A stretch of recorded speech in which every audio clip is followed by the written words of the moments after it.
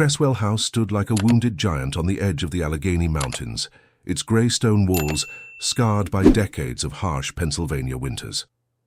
The structure had been built in 1724 by Thomas Cresswell, a wealthy merchant who had fled England under mysterious circumstances. The house itself seemed to reject the surrounding landscape, as if it belonged to another world entirely. Its windows were narrow and deep-set, like suspicious eyes watching the forest that crept closer each year. The locals in the nearby town of Millbrook rarely spoke of the Cresswell family, and when they did, their voices dropped to whispers.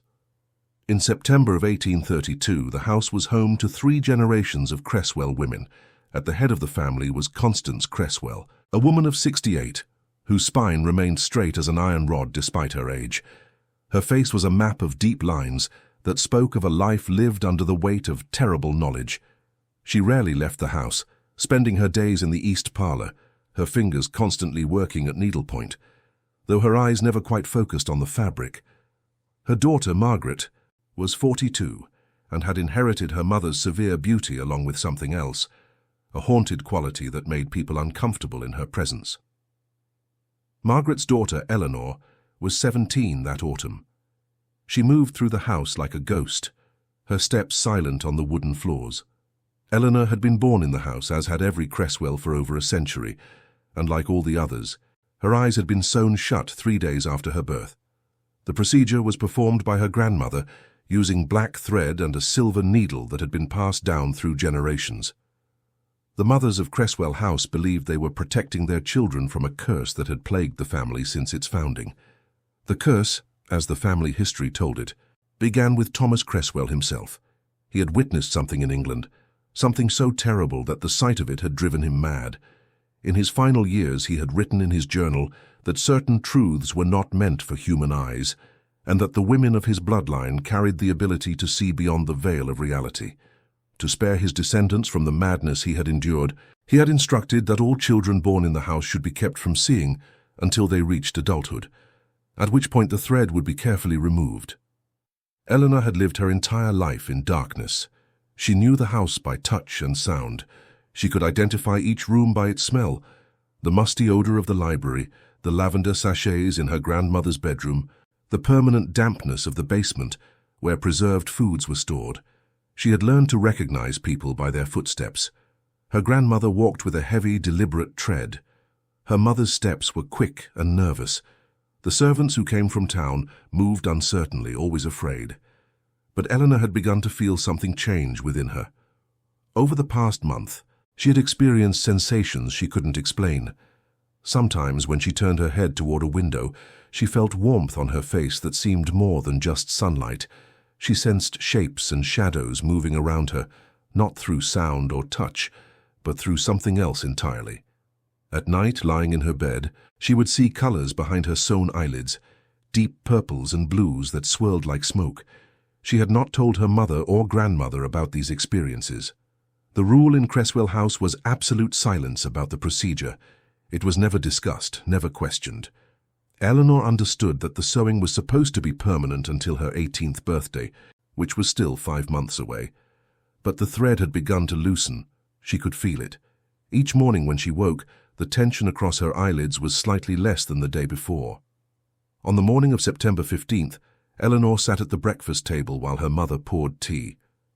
The house was quiet except for the ticking of the grandfather clock in the hall and the distant sound of her grandmother's cane tapping on the floor above.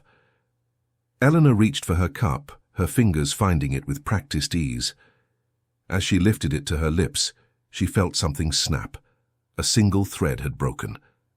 And through the tiny gap it left, Eleanor saw light for the first time in 17 years. Eleanor's hand froze halfway to her mouth, the teacup trembling in her grip.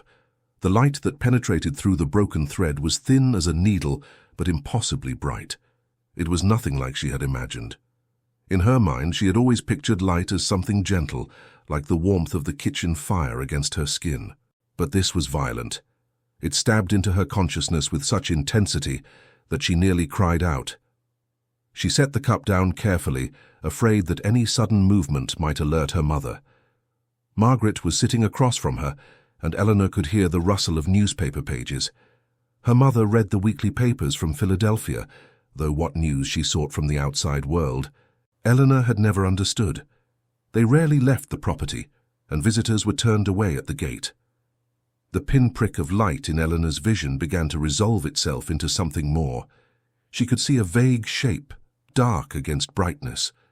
It moved, and Eleanor realized with a shock that she was seeing her own hand. Her hand. She had touched it, felt it, used it for 17 years. But she had never seen it. The shape was pale with long fingers.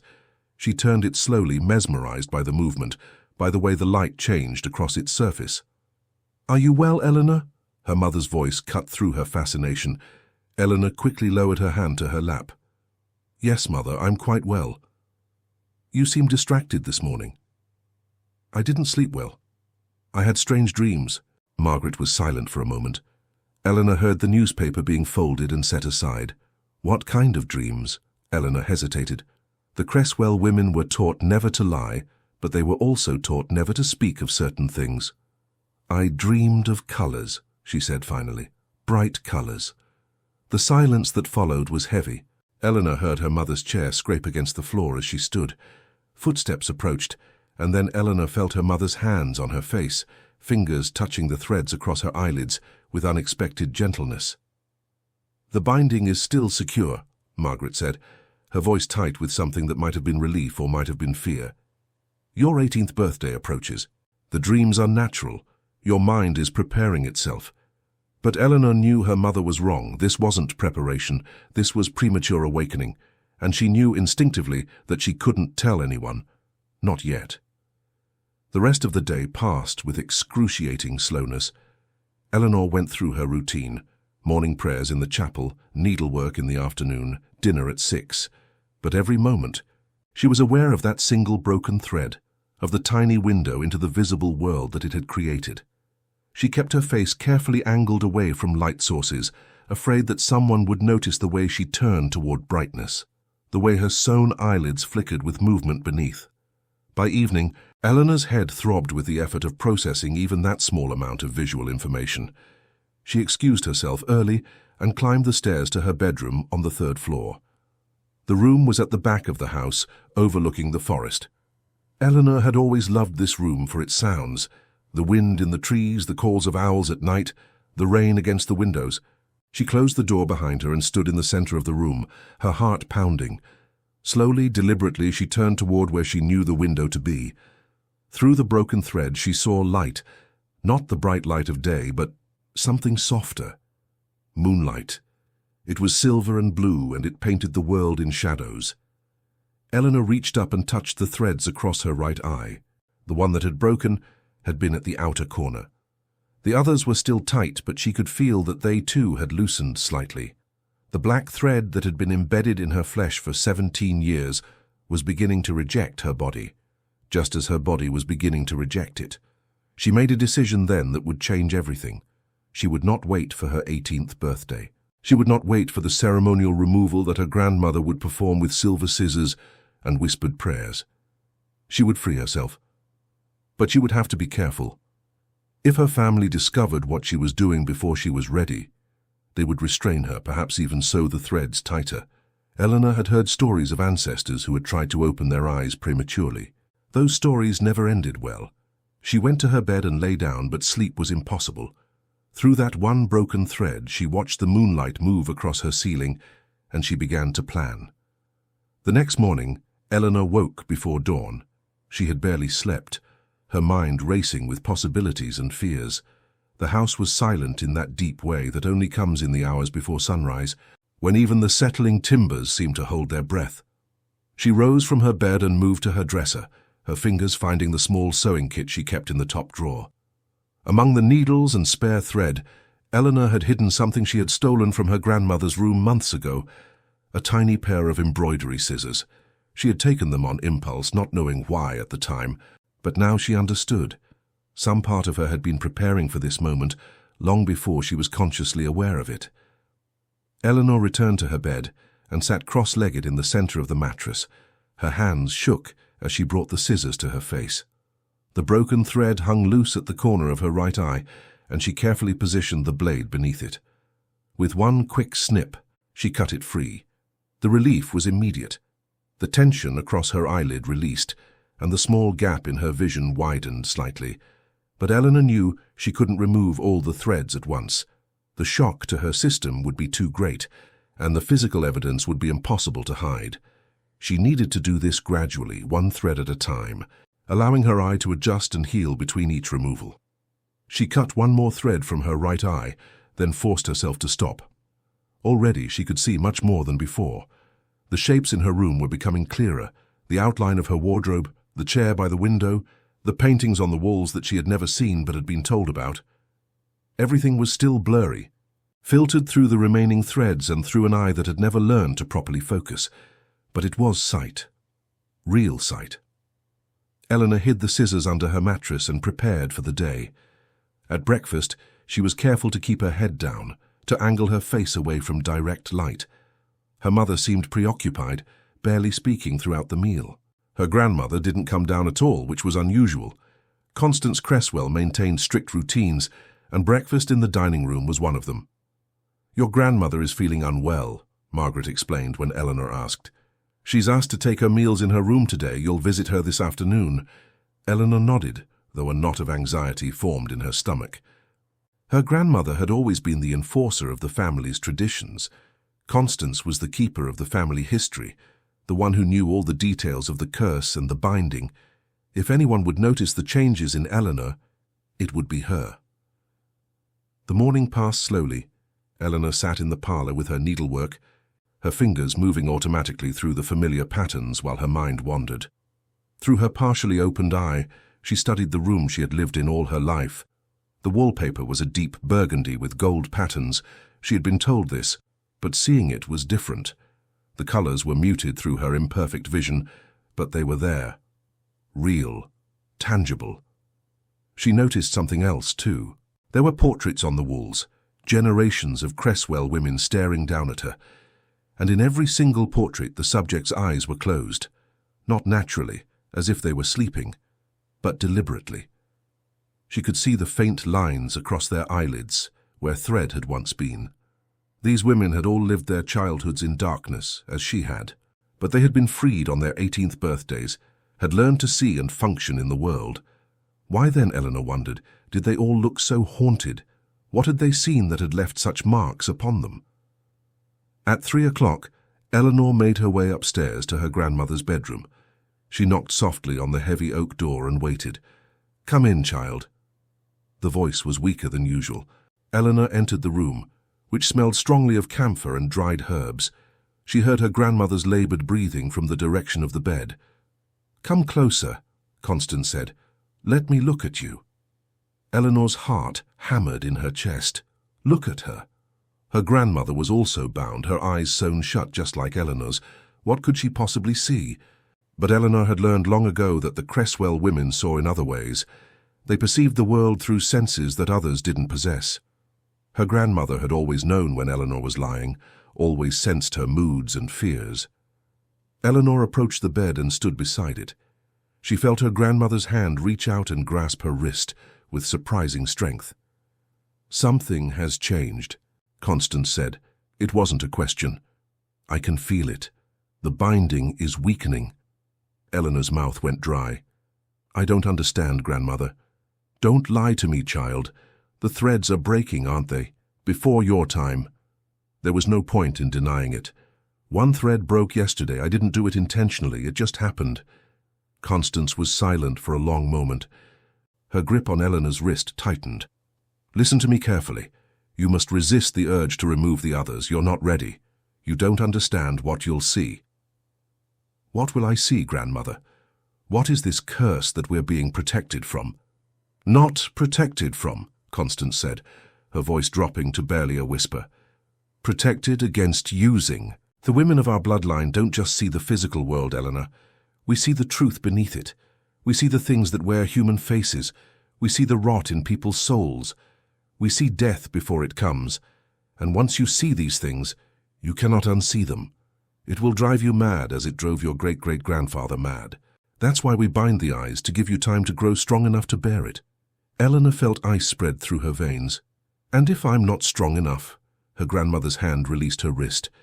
Then you'll end up like your Aunt Catherine. She opened her eyes at 16. We found her 3 days later in the woods, having clawed out her own eyes to make the vision stop. Eleanor left her grandmother's room in a daze, her mind reeling from the revelation. She had never known she had an Aunt Catherine. The family tree, as it had been recited to her over the years, had made no mention of this woman. How many other secrets had been kept from her? How many other Cresswell women had suffered fates that were never spoken of? She retreated to her bedroom and locked the door behind her. For the first time since the thread had broken, she felt genuine fear. Not fear of the darkness she had lived in for 17 years, but fear of the light.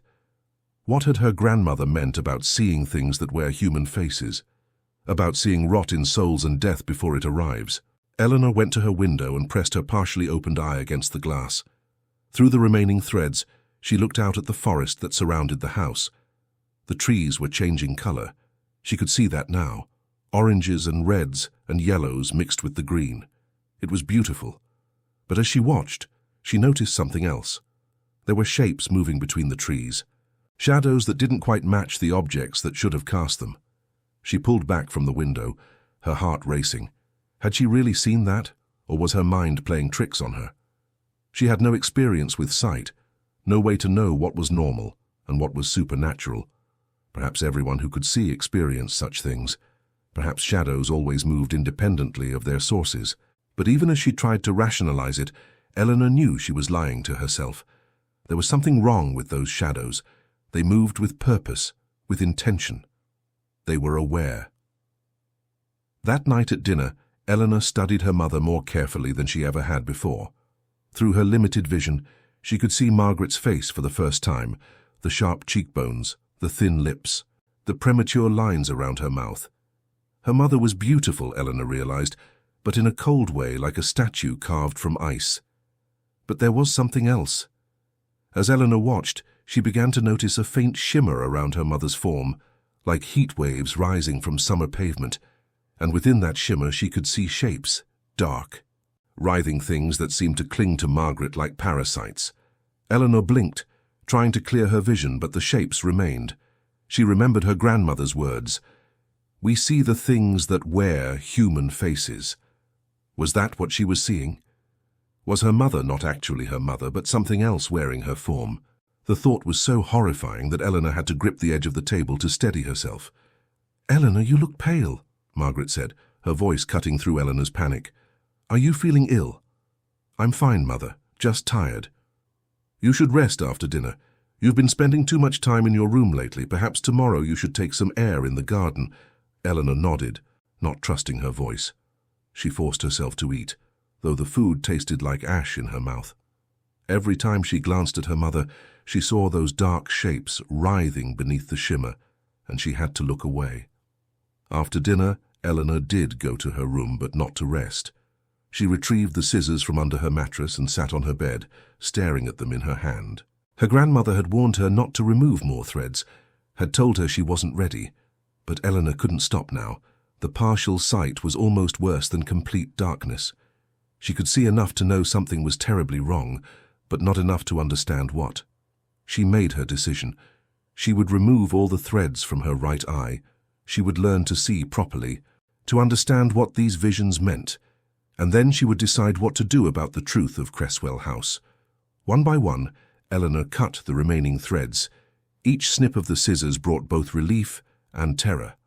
The tension across her eyelid released thread by thread, until finally, the last one fell away. For the first time in 17 years, Eleanor's right eye was completely free. She opened it slowly, carefully. The sudden flood of visual information was overwhelming.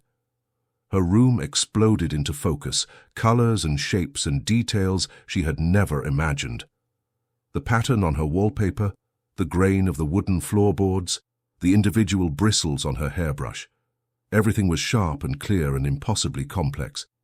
Eleanor stood on shaking legs and walked to her mirror. She had never seen her own reflection before. The face that stared back at her was both familiar and strange. She recognized her own features from touch, the shape of her nose, the curve of her lips. But seeing them was different. Her face was pale, almost translucent, and her freed eye was a startling green. The left eye remained sewn shut, the black threads standing out stark against her skin. She looked like a monster, she thought, half blind, half seeing, not fully in either world, but it was what she saw behind her own reflection that made her blood run cold. In the mirror, superimposed over her reflection, she could see the room behind her.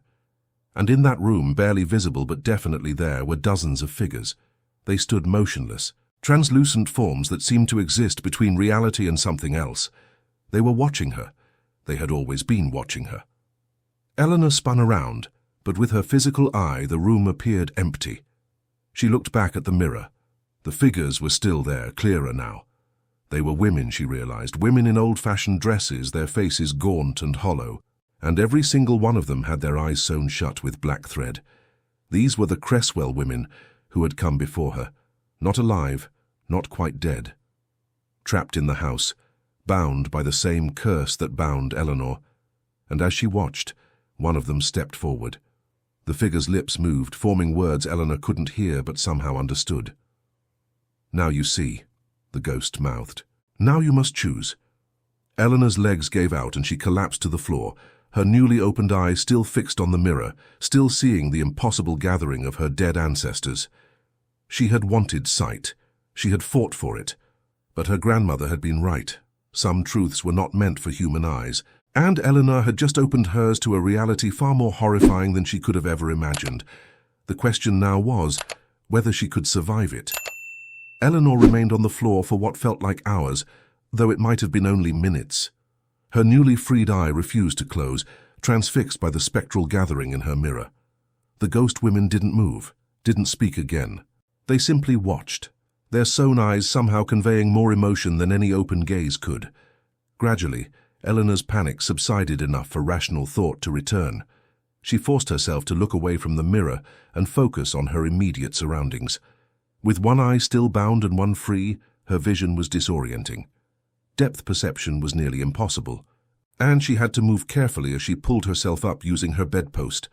She needed answers, and there was only one place she might find them, her great-great-grandfather's journal. Eleanor had heard whispers of its existence throughout her childhood, though she had never been permitted to read it.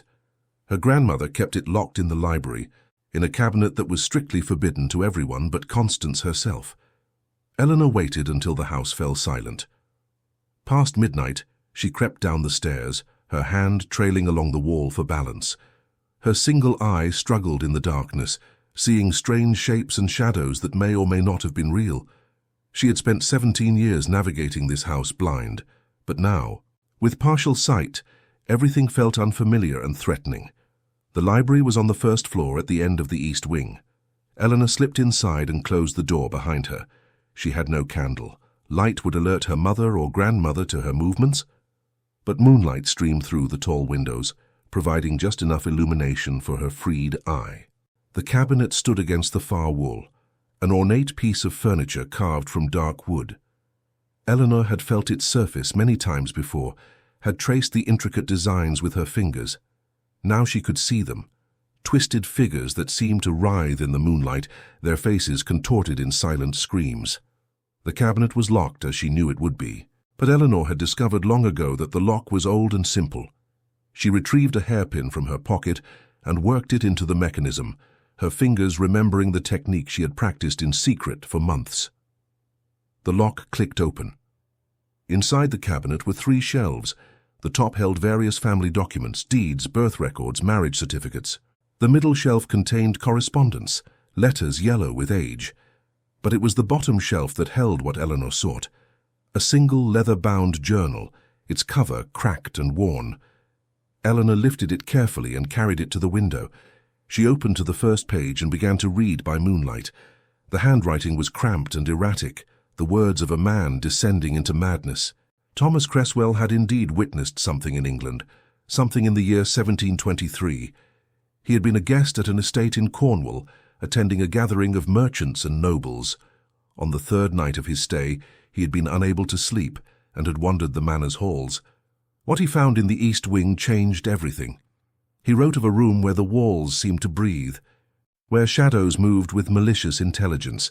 He wrote of seeing the other guests as they truly were, not human at all, but something ancient and hungry, wearing stolen faces. He wrote of his hostess, a beautiful woman named Lady Ashford, transforming before his eyes into something with too many limbs and a mouth that opened impossibly wide. Thomas had fled that night, taking nothing but the clothes on his back. He sailed to America and built Cresswell House as far from civilization as he could manage. But the sight had followed him. Everywhere he looked, he saw beneath the surface of reality. He saw the things that hid in plain sight, feeding on human misery and fear. His wife had borne him 3 daughters, and Thomas watched in horror as each child began to exhibit the same ability. At age 5, his eldest daughter started screaming about the things she saw in people's faces. By 6, she refused to leave her room. At 7, she stopped speaking entirely. That was when Thomas made his terrible decision. He would bind his daughter's eyes, keep them from seeing until they were old enough to bear the weight of truth. He wrote the instructions carefully, detailing the age at which the binding should be removed and the rituals that must be performed to prepare the mind for sight.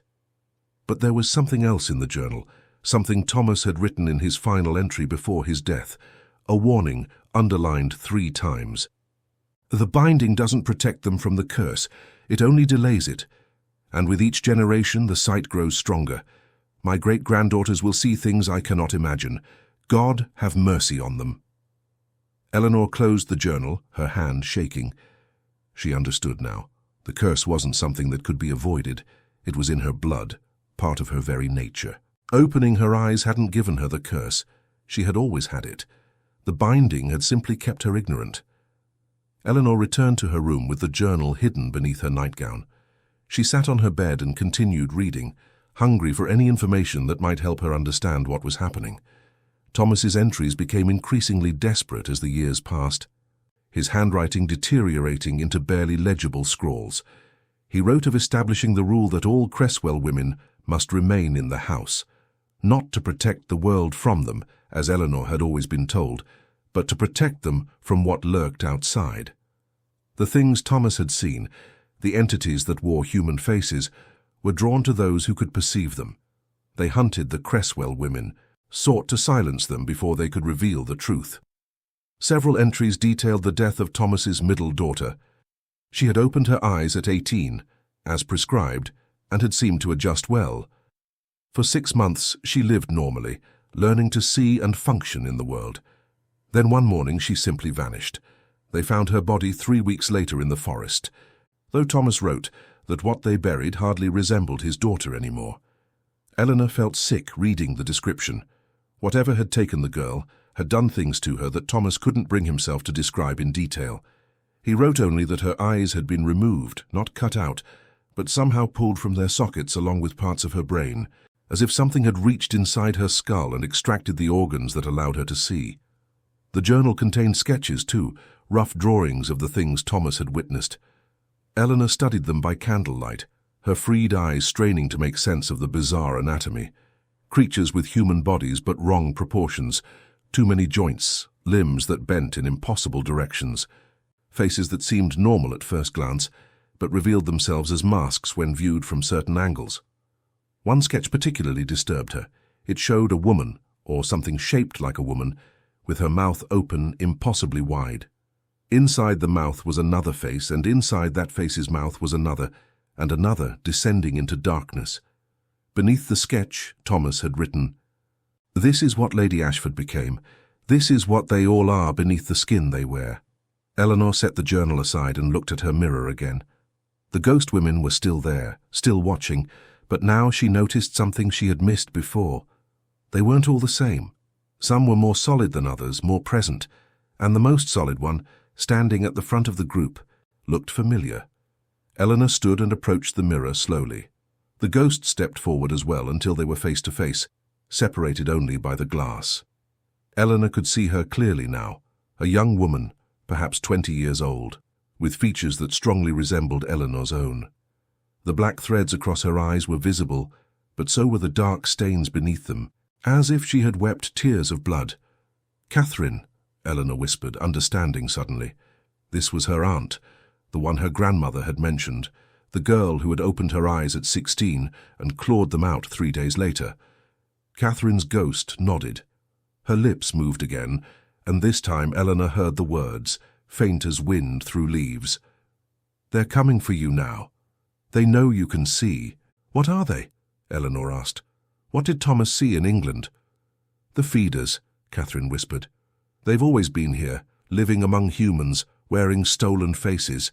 They feed on suffering, on fear, on despair. Your sight threatens them.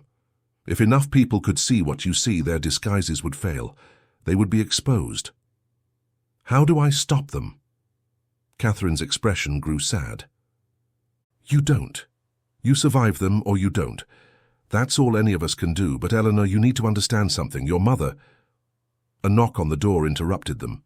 Eleanor spun around, her heart hammering. "Eleanor?" Her mother's voice came through the wood. "Why is your light on so late? Are you unwell?" Eleanor looked back at the mirror. Catherine and the other ghosts had vanished. She was alone again, or at least appeared to be. "I'm fine, Mother. I couldn't sleep." "Open the door." It wasn't a request.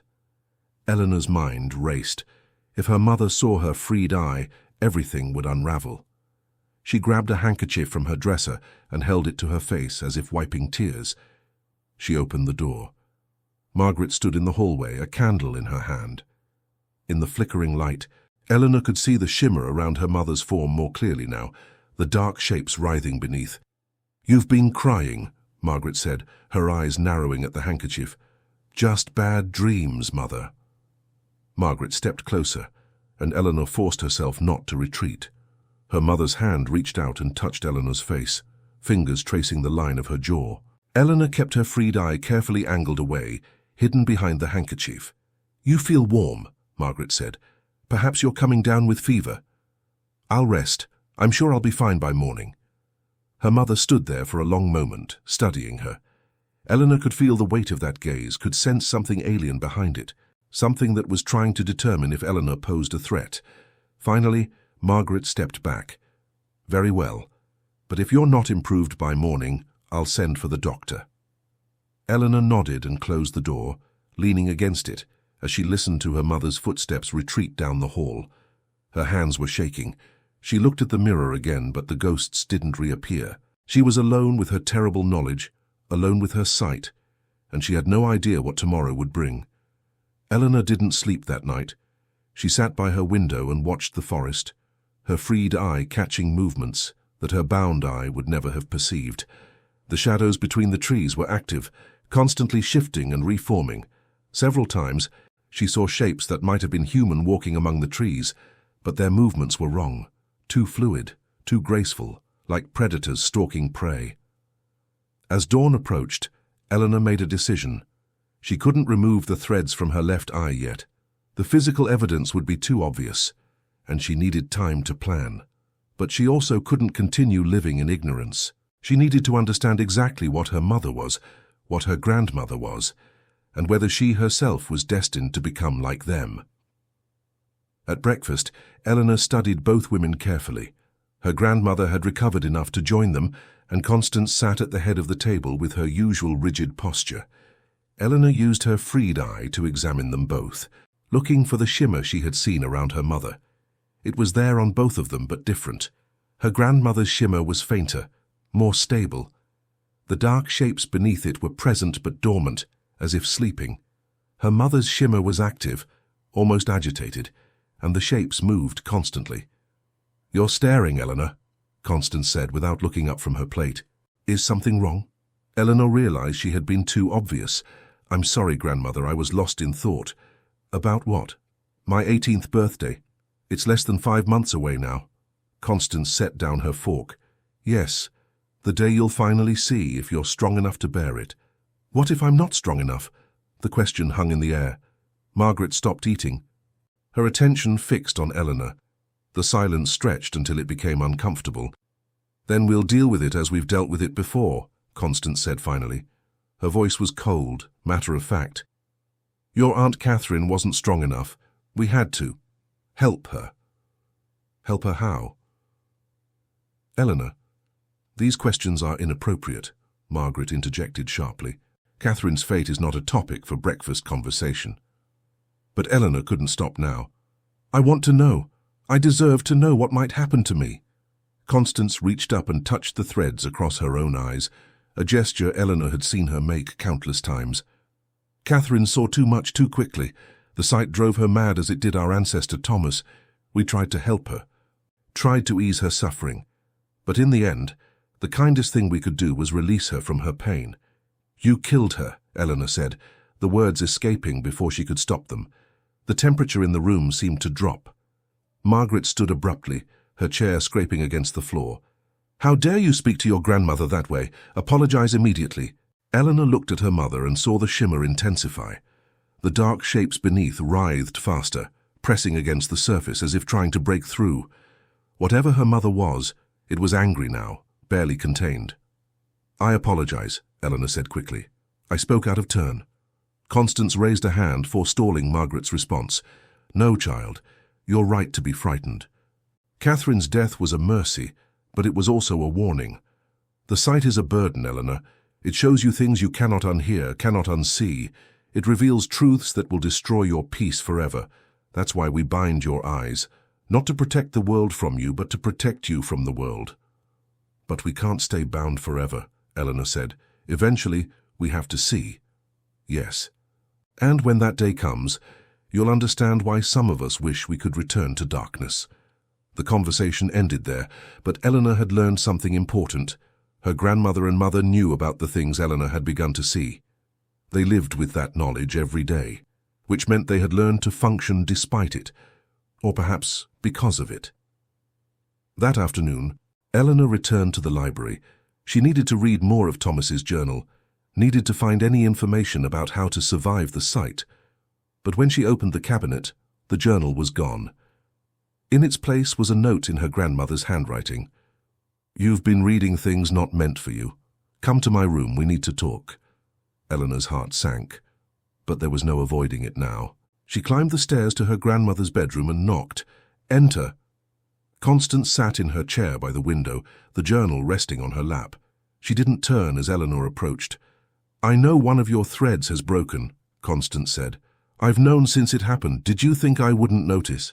Eleanor said nothing. And I know you've cut the others from your right eye. I can sense it. You're seeing now, aren't you? Truly seeing. Yes, grandmother. Then you understand. You see what I see, what your mother sees. You see the truth beneath the surface. I see things. I don't know if I understand them. Constance finally turned to face her. The feeders have been with humanity since the beginning. They wear our faces, live in our communities, feed on our suffering. We Cresswell women can see them because our ancestor witnessed their true nature and survived. That sight passed into his bloodline. It's both a gift and a curse. Mother is one of them, isn't she? Eleanor asked, voicing the fear that had been growing since the previous night. Constance was silent for a long moment. When she spoke, her voice was barely a whisper. Your mother is still your mother, but she's also something else. The feeders can breed with humans. Their offspring carry both natures. You, Eleanor, are one of those offspring. Half human, half feeder. That's why your sight is so strong. The revelation hit Eleanor like a physical blow. She stumbled backward, her hand gripping the doorframe for support. No, she whispered. That's not possible. It's the truth. And now that you've opened your eyes, the other feeders will know what you are. They'll come for you, Eleanor. They'll try to recruit you or kill you, and you'll have to choose which side you're on. Eleanor spent the next 2 days locked in her room, processing her grandmother's revelation. She was half feeder, half human, caught between two worlds and fully belonging to neither. The knowledge changed everything. Every memory, every interaction with her mother took on new meaning. The distance Margaret had always maintained, the coldness Eleanor had attributed to family tradition. It had all been because of what her mother truly was. On the 3rd day, Eleanor made her choice. She retrieved the scissors from under her mattress and cut the remaining threads from her left eye. The binding fell away, and for the first time in her life, Eleanor could see with both eyes. The world resolved into perfect clarity, depth and dimension suddenly comprehensible. But with that clarity came horror. Looking in the mirror, Eleanor could now see what she truly was. The shimmer around her own body was faint but present. The dark shapes weren't there yet, but she could sense them waiting, dormant in her blood, ready to emerge when she fed on suffering as her mother did. She was becoming what she feared most. She went downstairs to find her mother. Margaret was in the parlour, and when Eleanor entered, her mother looked up. For the first time, they could truly see each other. Margaret's eyes, no longer bound, were the same green as Eleanor's, and in them, Eleanor saw recognition and something that might have been sorrow. "So you know," Margaret said simply. "Why didn't you tell me? Would it have made the binding easier? Would knowing you were part monster have given you comfort in the darkness?" Eleanor sat across from her mother. "I need to understand the feeders. What do they want from me?" Margaret set aside her needlework. "They want you to embrace what you are. You're stronger than most of them because you're also human. You have the sight, the ability to perceive truth, but you also have human empathy and will. That combination makes you powerful. You could be an asset to them, or a threat. And you, what do you want from me?" "I want you to survive, Eleanor. That's all I've ever wanted. I bound your eyes not just for tradition, but because I hoped if you couldn't see, you'd never have to choose. You could live your life in peaceful ignorance. But that's not possible anymore. No, now you must choose. Embrace the feeder nature, learn to sustain yourself as I do, or resist it, and face the madness that comes from starving that part of yourself." Eleanor thought of Catherine, of Thomas, of all the Cresswell women who had struggled with this impossible choice. There has to be another way. Margaret smiled sadly. "Your father believed that too. He was human, fully human, and he thought love could overcome nature. But in the end I needed to feed, and he was the closest source of suffering. I didn't mean to kill him, Eleanor, but the hunger is stronger than love." The confession should have horrified Eleanor, but instead she felt a strange calm. Everything made sense now. Her father's death when she was an infant, her mother's isolation, the family's withdrawal from society. They were predators trying to live among prey, constantly fighting their own nature. "I won't become like you," Eleanor said. "I'll find another way. Then you'll die, as Catherine died, as Thomas died. The sight alone will drive you mad. You need to feed to maintain your sanity, to process what you see." Eleanor stood. "Then I'll die, but I won't become a monster." She left the parlour and went to the forest, the place where Catherine had died, where perhaps Eleanor would die too. The shadows moved between the trees, and now Eleanor could see them clearly. They were feeders, dozens of them, drawn by her newly opened eyes. They surrounded her, their human disguises flickering, revealing glimpses of their true forms. One stepped forward, tall and elegant, wearing the face of a beautiful woman.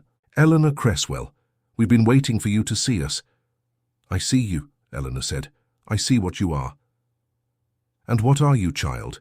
Human or feeder? You must choose." Eleanor looked at the creature before her, then at the others surrounding her. She thought of her mother, of her grandmother, of all the Cresswell women who had made this choice before her. And she realized something that none of them had understood. "I'm both," she said, "and that means I don't have to choose your way or the human way. I can forge my own path." She turned and walked back toward the house, the feeders parting before her. She didn't know if her choice would lead to salvation or destruction, but it was her choice to make. The binding had been removed. Her eyes were open, and for better or worse, Eleanor Cresswell could finally see the truth of her existence. As she reached the house, she looked back one final time. The forest was full of shadows and feeders and things that defied understanding. But it was also her world, her inheritance, her burden to bear.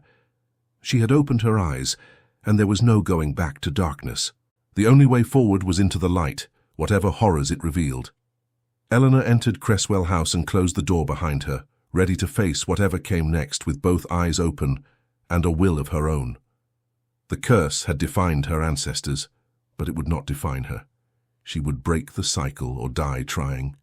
And in that determination, she found something the Cresswell women had lacked for generations: hope. Every family hides secrets, some so dark they should never see the light of day. Here, we open the doors to those shadowed pasts, uncovering hidden crimes, silent pacts, and stories that echo like ghosts through the halls of memory. If you've made it this far, it means you also carry that forbidden curiosity. So don't hesitate. Subscribe to the channel now, turn on the bell, and follow our next revelations. Because every day, new secrets emerge, and only those who dare to face the truth remain to hear them.